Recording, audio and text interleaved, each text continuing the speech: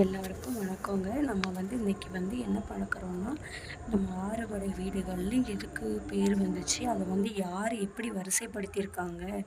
அப்படின்னு சொல்லி தான் பார்க்க போறோம். அதில ஒரு இதெல்லாம் பாடுனது நம்ம நக்கீரர் தாங்க.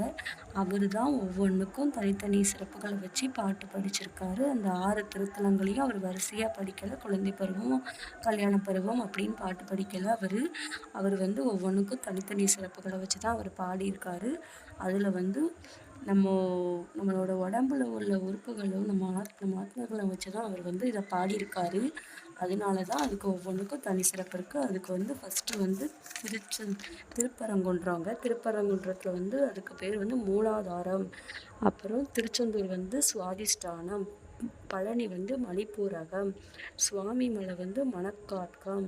திருத்தணி விசுத்தி. பழமுதிர்ச்சோலை ஆக்ஞை. இதெல்லாம் தான் இது வரிசைப்படுத்தி தான் இதுக்கு எல்லாத்துக்குமே இந்த 6 சிறப்புகளும் பேர் இருக்கு. இந்த சிறப்பு பெயர்கள்னால தான் அவர் இதன் அடிப்படையில தான் 6 வடை வீடுகள அவர் பெயர் சூட்டி வச்சிருக்காரு.